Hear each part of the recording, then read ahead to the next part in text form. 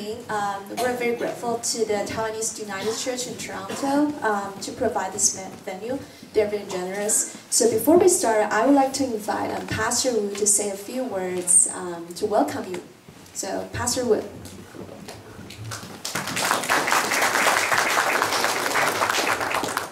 各位热心伫咱台湾人权的乡亲，大家平安，大家好。平安。真欢迎大家今日来到联合教会伫遮，做伙来关心着咱台湾的人权问题。咱台湾多伦多人权会伫遮尔久长的时间，对即个和平的运动，伫 URM 内面，做真好的即个 push 伫台湾。伫我少年的时，伫台湾我就有去上过即个 URM 的课程吼，所以用即个非暴力的方式在进行即个改变，这嘛是完全符合着圣经的教导。所以伫遮真欢迎大家，若是伫过去来关心着咱台湾人权的问题，嘛是伫未来咱继续要来关心着咱台湾人权的问题，特别是今日。 咱的总统佮关伫咧加拿大内底，我想这是咱关注的代志。遮要盼望咱大家乡亲会当继续来三体祈祷，会当继续用着信仰做咱的出发点，伫咱台湾来关心着未来的人权的活动。多谢大家。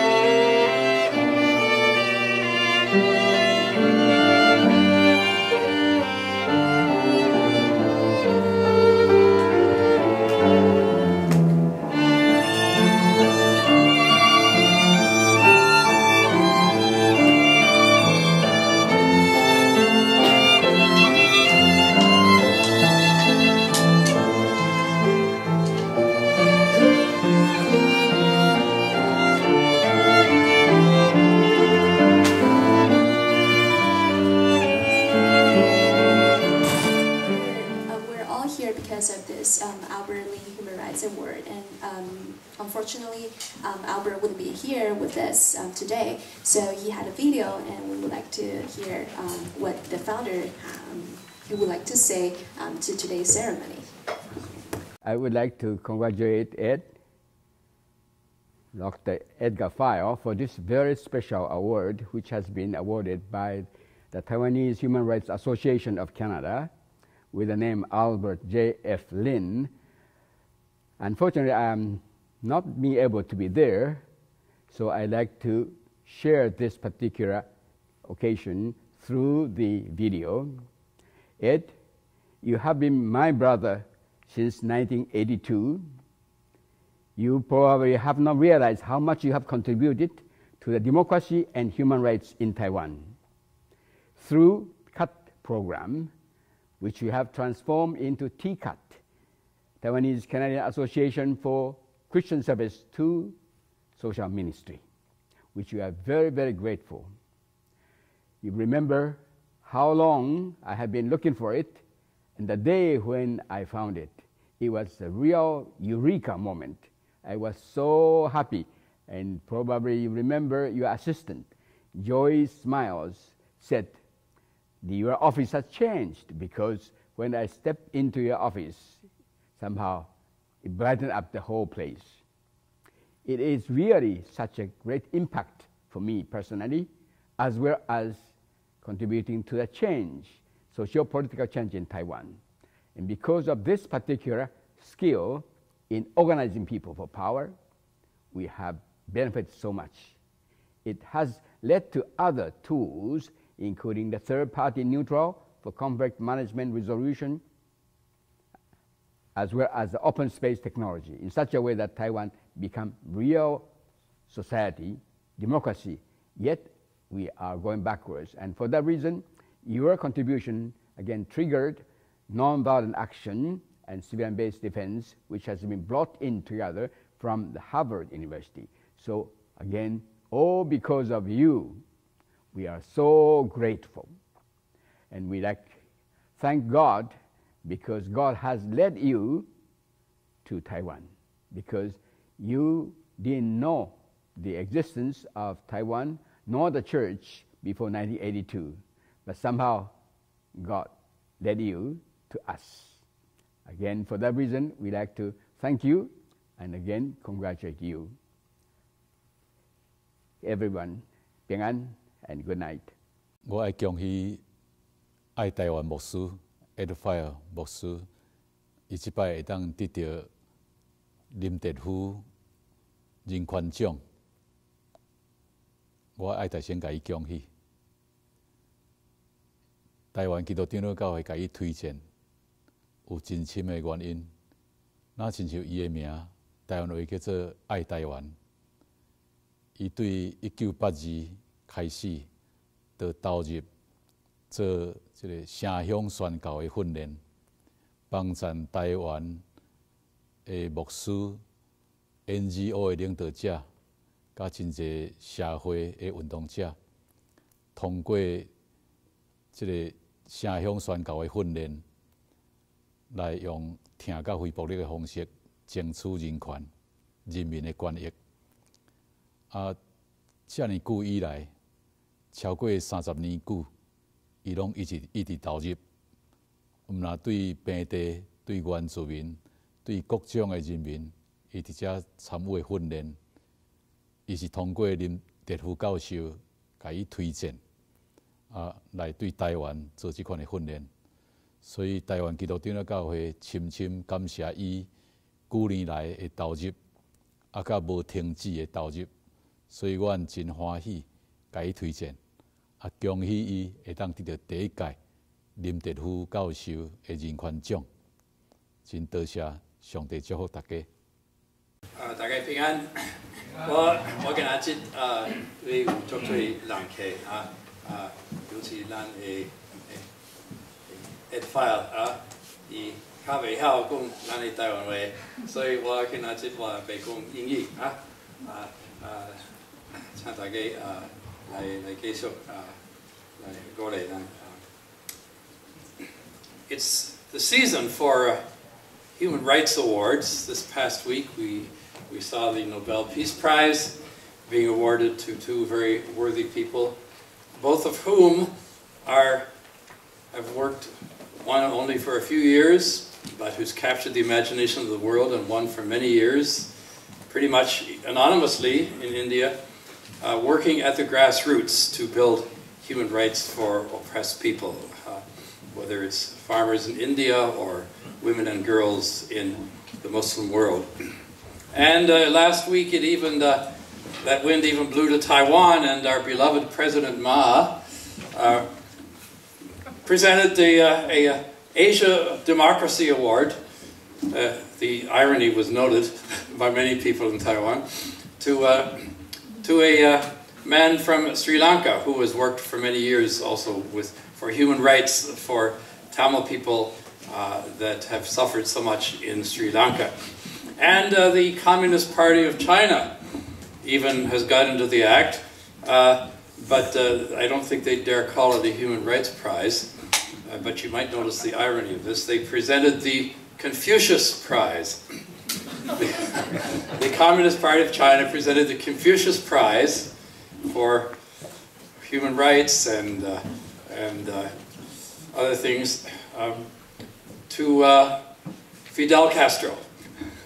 So today we are joining all these luminary awards to present our very small award, not to someone perhaps as with as big a beard as Fidel Castro, but in the spirit of the season, we are here to also honor people who have worked for human rights.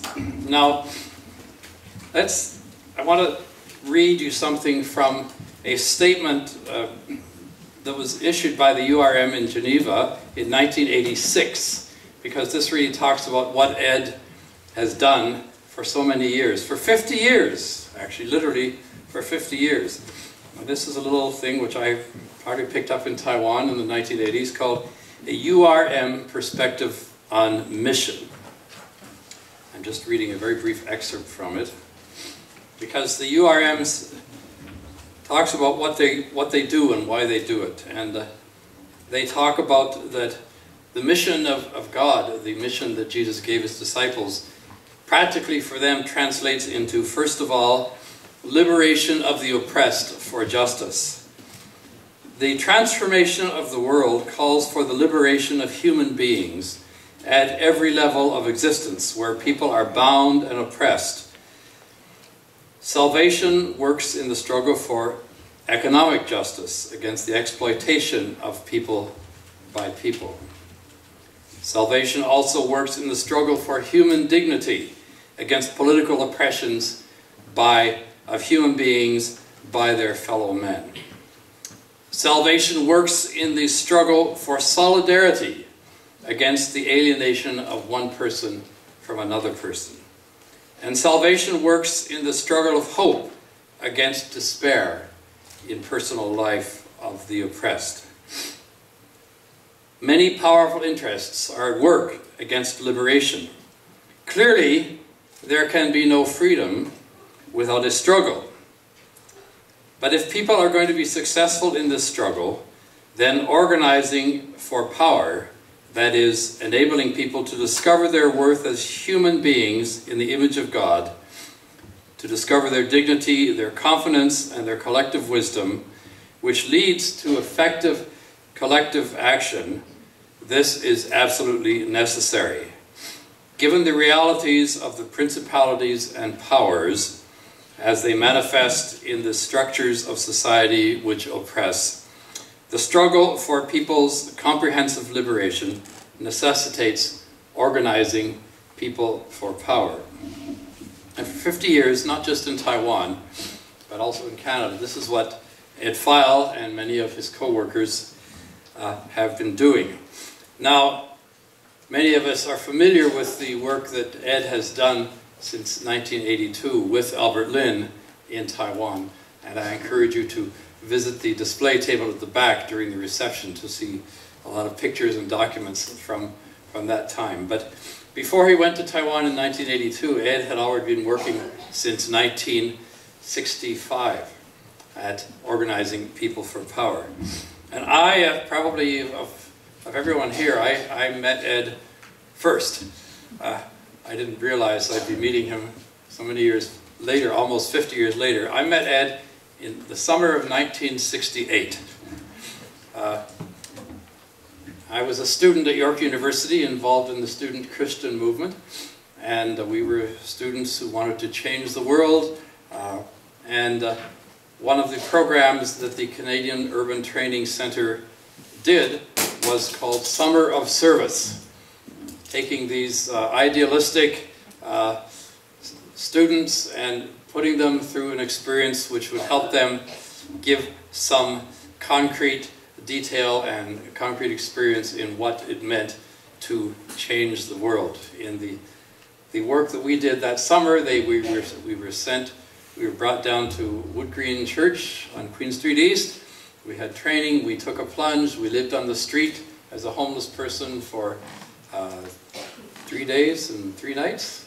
And then we were sent off. I was sent off to Vancouver, where we worked at a project which was serving runaway young people, hippies, people doing drugs, people who were getting kidnapped, and it was a life-transforming experience. And that is one of the things that Ed was doing and his co-workers through the Canadian Urban Training Centre, taking these students and trying to put some reality into our ideals.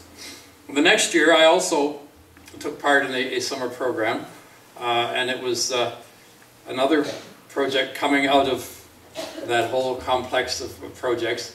And we worked for one summer with a young radical lawyer, a community organizer. His name was John Sewell.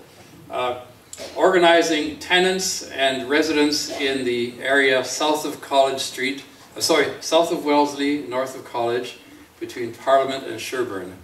This was called south of St. Jamestown. This was an area that a developer was planning to build a second St. Jamestown, all those huge towers which you see at Wellesley. And they were using very unethical techniques, we called it blockbusting, to try to force people to sell, to try to make life so miserable for tenants that they would move out. And so our job was to go around and try to organize people to resist this plan to develop a second St. Jamestown. And it was successful. And that was also a real life-transforming experience for me. It was also, I think, a life-transforming experience for this young lawyer, John Sewell. He went on to run for alderman and eventually became one of the best mayors that Toronto ever had in the 1970s. The third time I then encountered Ed File again was 20 years later, in 1988, and this time in Taiwan. I was a missionary with the United Church of Canada, working at a community development project called the Hua Dong, or Aboriginal Community Development Center. We were working with credit unions and cooperatives to help Aboriginal people in eastern Taiwan, farmers who were exploited by middlemen and who were controlled by debt. So we quickly discovered that simply trying to organize these cooperatives wasn't going to make a big difference, partly because they were so small, but we did discover that the process of organizing cooperatives was changing the way people thought about their lives, because they were discovering they could do something to change their lives in these little rural communities in the mountains of eastern Taiwan. And so in 1988, we sent our staff at the Community Development Center to the URM training. And because of that, the whole nature of the work we did changed from focusing on trying to save the farmers a little bit of money to focusing on the process of organizing and education that empowered them to take charge of their communities and their futures. In a day which was Taiwan was barely out of martial law. And we had some success. And one of the things that I'm very proud of is that the credit union, the cooperative that we organized in one township, Bunung and Taroko Tribe Township, became the basis for organizing for the election that year for the mayor of the township. And through the organizing of people through the cooperative for an election, which is perhaps the first time that ever happened in the world, but it's Taiwan, elections happen all the time, the non-KMT candidate, who was in fact the chair of the co-op, won the election and defeated the KMT candidate. The first time in 40 years that a non-KMT Aboriginal mayor had been elected in Taiwan. And so this shows that organizing people for power does make a difference in big ways and small ways. And so, Ed, I'd like you to come up here.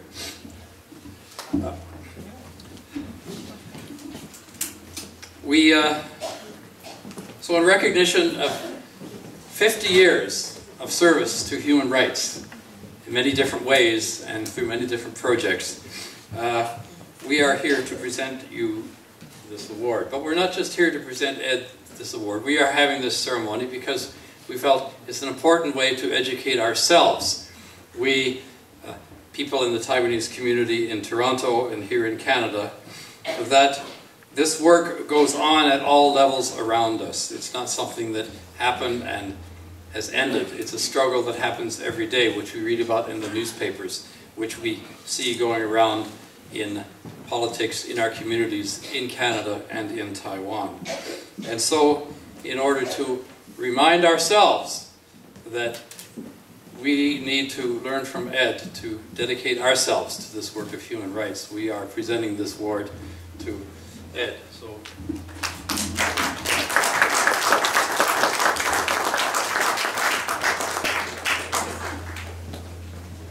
Now, so Ed, on behalf of the Taiwanese Human Rights Association of Canada, I would like to present this Albert J.F. Lynn Human Rights Award to you with our gratitude and with our admiration for all you have done for all of us in Canada and in Taiwan these past 50 years.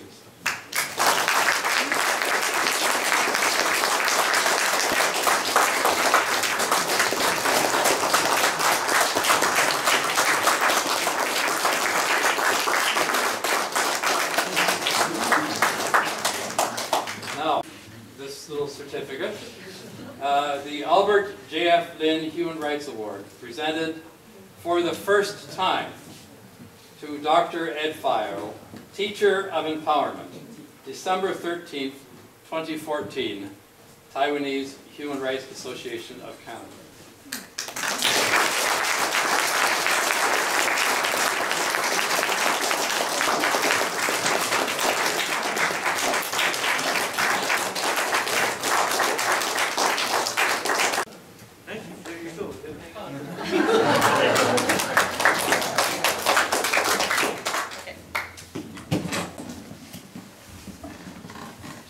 Well, I am very humbled and honored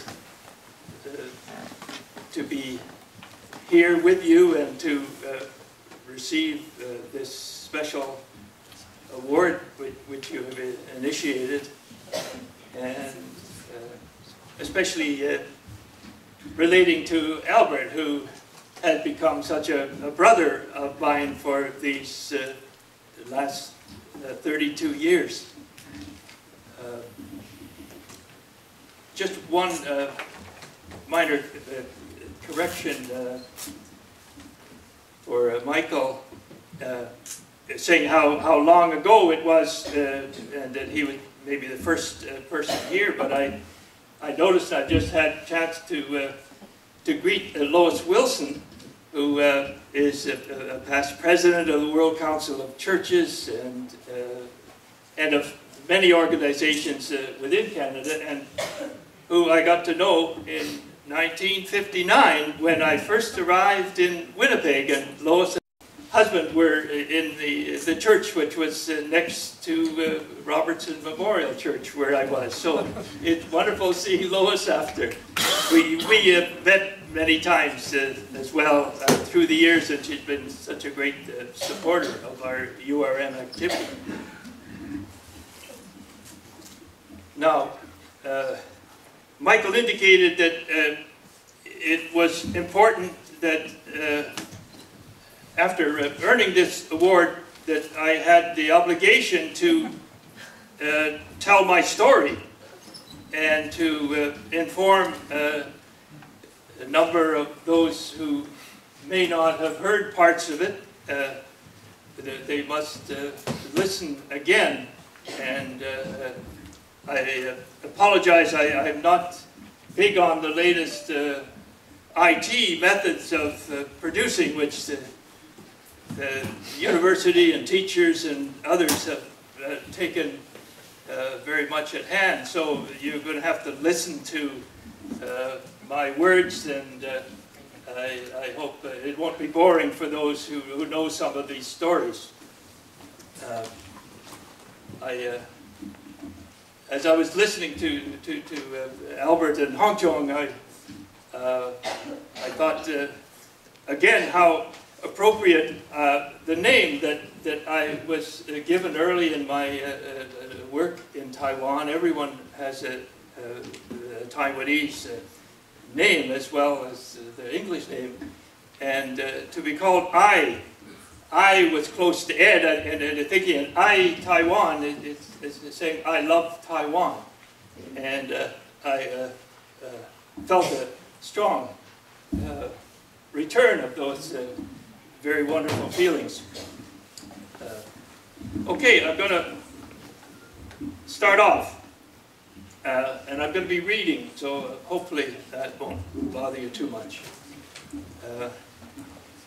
After an initial successful training event in 1982, which included 2 persons who later became DPP Legislative 1 members, that was the party that became legal after martial law was ended in 1987. So two became very active there. It was then agreed I should consider going to Taiwan to try to initiate the cut style training there. It was very expensive bringing people to Canada for this program.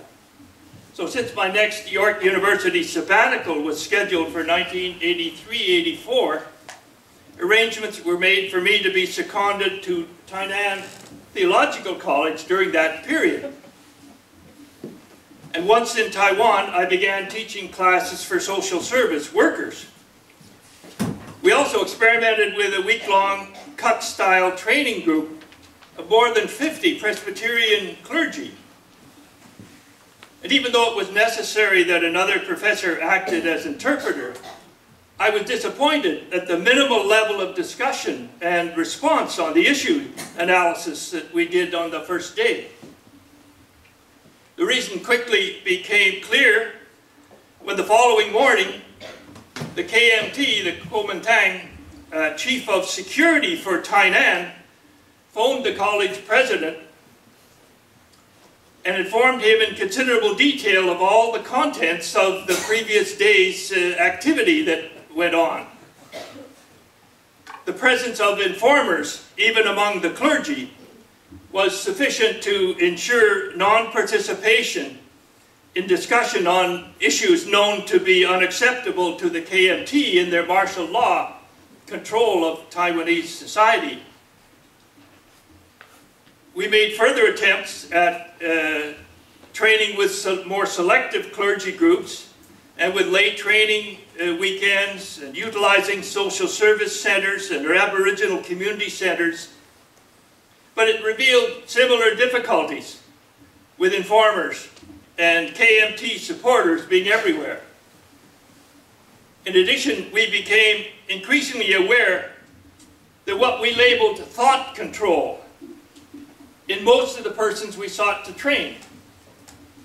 That is, they become so enculturated with the awareness of the bad things that would result from even thinking about democratic challenge to the KMT martial law rule, apart from acting on such issues, that they were self-disciplining and self-censoring themselves from such possible thinking and acting. For Christmas in 1983, I returned to Canada, and in January 1984, I came back to Taiwan base for the second term with my Tai, Donna Lam. Donna is of Aboriginal heritage, being a Mohawk of the Bay of Quinte. And over the years, she has also been an active social worker in various Canadian Native communities. This included being also a qualified URM trainer and a founding member of the Anishinaabe Consultant and Training Center, ACTS ACTS, which was an offshoot of the CUT network, providing programs specifically for Canadian Aboriginal groups.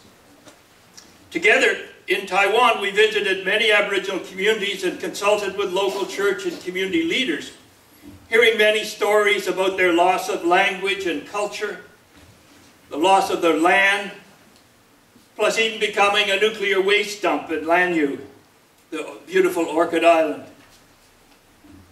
During my stay in Taiwan, I became increasingly involved with persons active in the Donghua, the so-called non-party party, which was not legally permitted. A political party is not legal to exist, so they set up what they called a non-party party. Anyway, they were trying to get their persons elected so that they could become a voice in the legislative one, the legislature. And I was deeply touched by the courage and the commitment that was manifested by the men, the wives of the men who had been jailed by the KMT, particularly the wife of Lawyer Lin, two of whose daughters and their grandmother had been brutally murdered by goons of the KMT in their master plan to maintain thought control against potential human rights activists after the Kaohsiung incident. In my later years of visits to Taiwan, I made a point of trying to worship at least one Sunday in the Gikong Presbyterian Church, which has been established in the home of lawyer Lin, where the murders took place.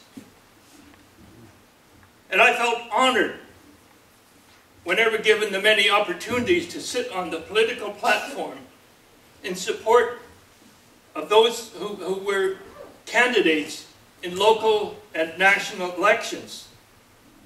The General Secretary of the Presbyterian Church in Taiwan was also imprisoned at this time in relation to the PCT members who were in support of the Kaohsiung-related human rights activities.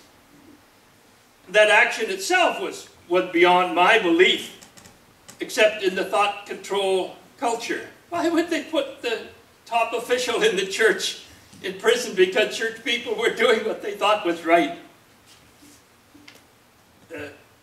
When his wife, who lived in Tainan, decided to run as a Donghua candidate, I was thrilled and honored to meet in her home with a support group that included Dr. David Geltzer of Tainan Theological College, who I was working together with. And we sat on political platforms together with large and excited crowds. And after my return to Canada, I learned that Dr. Geltzer had traveled to Europe on sabbatical and been refused a re-entry visa to Taiwan.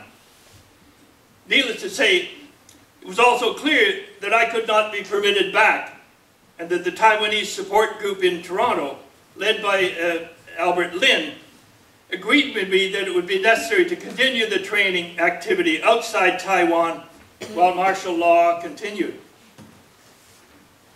There was an interesting thing that occurred on my final day at the Tainan Theological College. I had arranged a visit to the President's office to share some reflections and express my appreciation for his support and the opportunity to be part of the college community. As I left, I observed two dark-suited men waiting in the office to see the President. I was later that day to learn from him that these men had informed him in detail of all of the many activities in which I have engaged over the previous many months in Taiwan. And then in addition, he told me two other security officials had arrived later to inform him of the record of all the monies that I had spent or given in the various communities that I had visited and the political activities related to any of that money. And the one departing thought I had was of how much work and training experience was being provided for Taiwanese security people by people like me being in Taiwan. Back in Canada, a Taiwanese training institute was formed, and we began to look at what time slots were available between terms at York University where we could schedule training for Taiwanese leaders who would be brought out at considerable cost, both financially and personally. Sometimes we'd have a group of 15 or 20 arranged to come, and then we would find that only 5 of them were able to get visas to get out. They had been discovered that they had some interests that weren't tolerated. So from 1984 to 87, regular programs were held in Toronto and in San Diego, and one at the Asian Rural Institute in Japan. One good story that already well told involved a participant in that event in Japan who brought with her strong concern about underage Aboriginal girls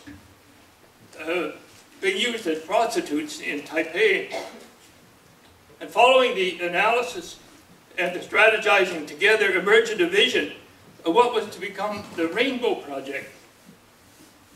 that was offering young Aboriginal women safe housing and training and alternative job options. And it's still operating today. Then with the lifting of martial law in 1987, plans were quickly made for a series of training events in Taiwan in 1988 and 89. I was able to obtain a visa for each of several back-to-back sessions in 1988. And each trip also included visits to prisons in support, encouraging grads of the programs who have been imprisoned for their human rights actions, including farmer organizers. One was a farmer organizer who had organized thousands of farmers, and they gathered around the legislature to press the government to deal more adequately with the situation of the farmers. And there's one further memory that's still fresh and smelling in my mind, was of being taken straight from the airport.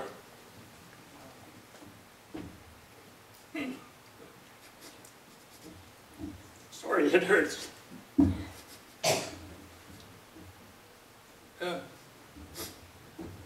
To a smoldering and blackened office where a very committed human rights journalist had committed suicide by burning while confronting the security police.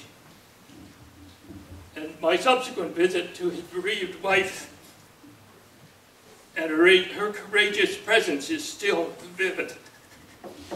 And she became actively involved with the DPP and became an elected member of the legislature.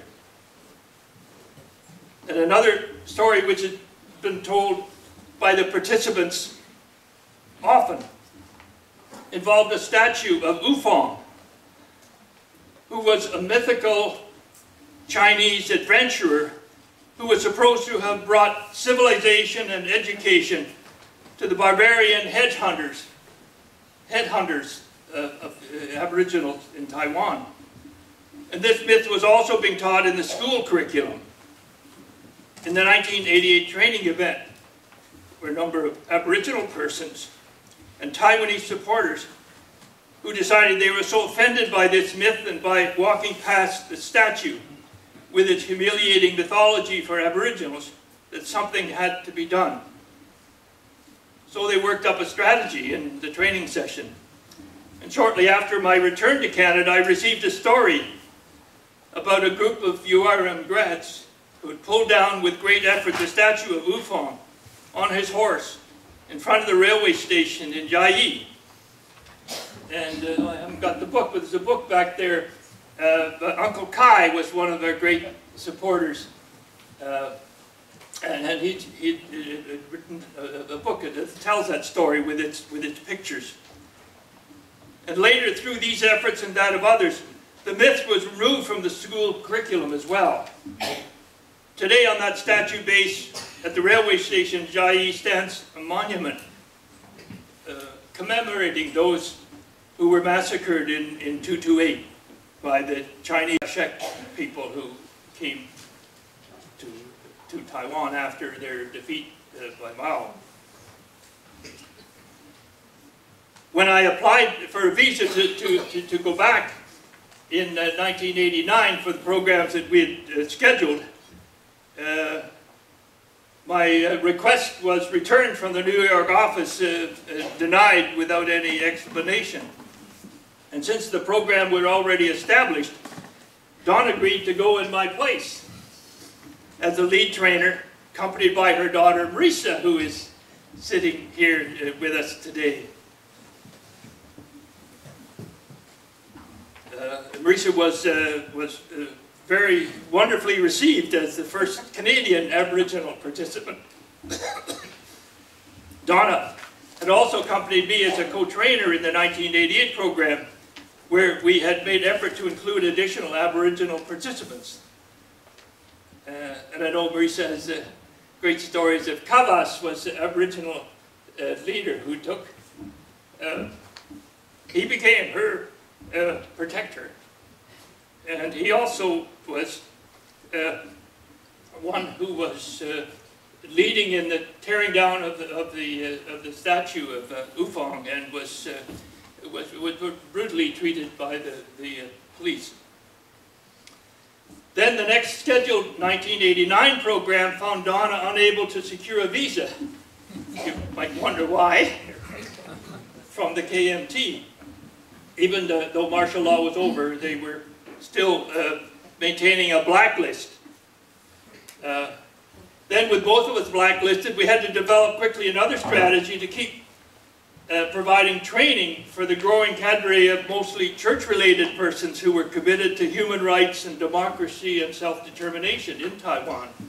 And so in 1990, we scheduled an advanced training of trainers event in Toronto, to which we brought 15 grads who we felt would be good trainers and/or strong supporters and organizers for training. And from that event evolved 3 excellent trainers who were to carry out the CUT URM training in Taiwan for the next several years. And 2 of these new trainers, along with 3 other participants, were also to become elected DPP members of the Legislative Yuan. And the other became the Associate General Secretary of the PCT. So they carried on training. It was interesting. We had numbers, the first training event in 82, and then 83 and 84. And so they would say, I was in group 3, I was in group 4. And this got up to about number 45. And they stopped using the numbers.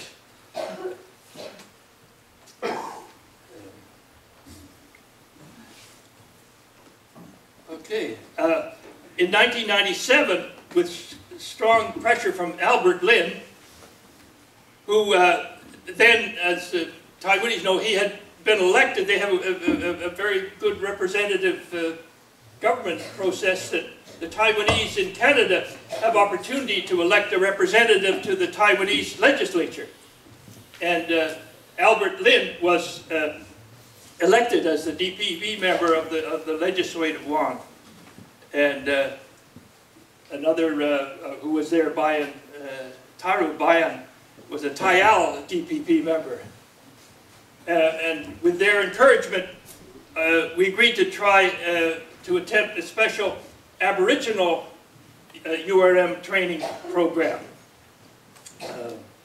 And there's lists back at the table. There's the booklet that shows the different training phase 1, 2, and 3, and the Taiwanese Aboriginal training programs that were run.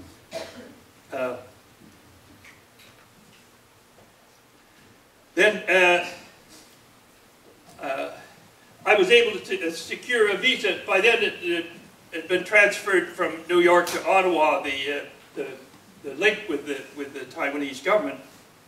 I was able to secure a visa from the official Taiwanese office in Ottawa, but I was barred access. I arrived in the airport in Taiwan, and they said, I'm not, this visa is no good.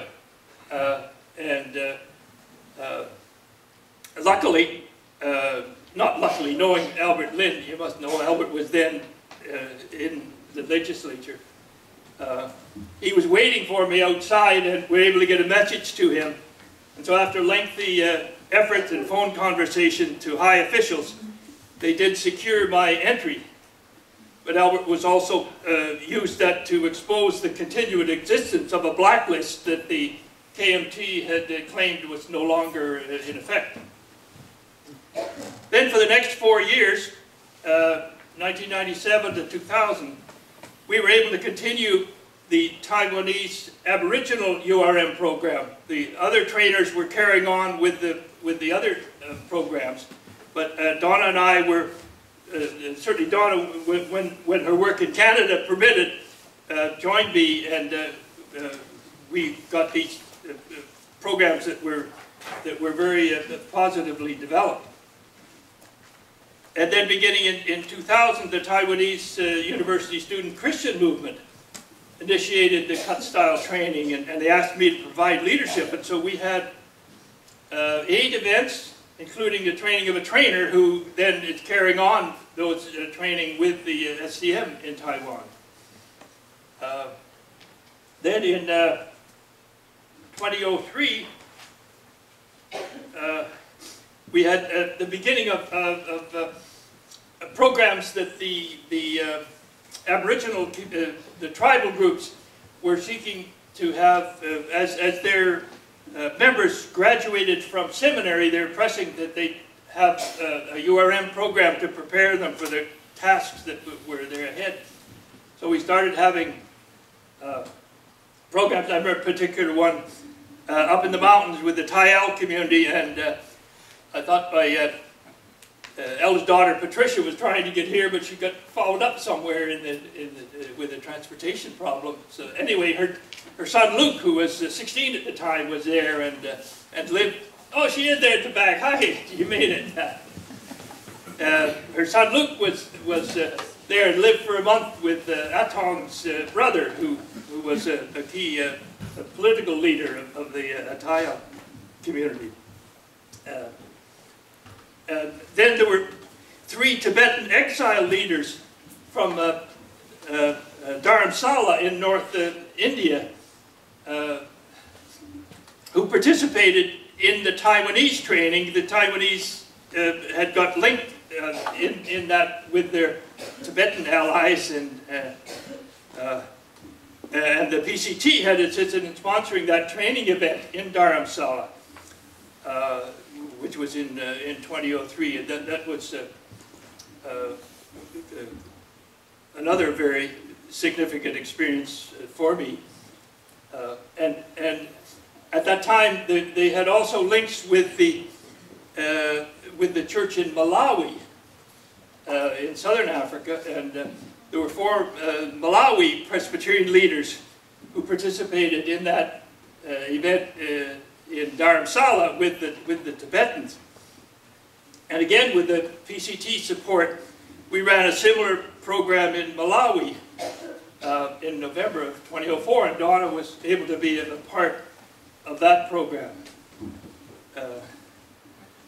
And now, during the last 6 years, Albert and I have been doing joint training with Taiwanese who have established links with Chinese house church leaders in China. And the Chinese house church leaders have asked for the kind of training that the Taiwanese got for the tasks that they were struggling with in Taiwan. And so we've been having training programs involving Taiwanese and Chinese, both from China and from the United States, allies with them. And we've had these training programs now in Los Angeles and in Texas and New York and Boston. And this past spring we had a follow-up event in Portland. So things carry on even to the present time. I've mentioned to Michael, one of the trainers who's with us, Akia Tsai, is a professor of engineering in the National University in Taiwan, but he's become very involved and is now one of the trainers with the URM. And he was present with us in the program in Portland, and it's become very involved with a group called the Sunflower Movement, which reminds us of some of the movements that we've experienced here in Canada. And one of the things that they're strongly promoted is an alliance for a referendum for Taiwan. And so we were wearing in the marches and the activity that we had in Portland, we were wearing our shirts saying referendum for Taiwan 2020. So I hope I mentioned that to Michael and others, and I hope you're able to have good links with Akia and the movement for a referendum, because the woman who was doing the interview here asked me before we started as if where I saw any hope, and I said it seems to me that the self-determination is so much an important value worldwide, but for the Taiwanese people to have self-determination through a referendum may be the next step. So there'll be a lot of preparation necessary to achieve that. Anyway, let me conclude saying how, in a question, how does one give some perspective in all these activities over these 32 years, which have focused on empowering Taiwanese leaders for community organizing and nonviolent social action toward a more humane, just, democratic, and independent society in Taiwan.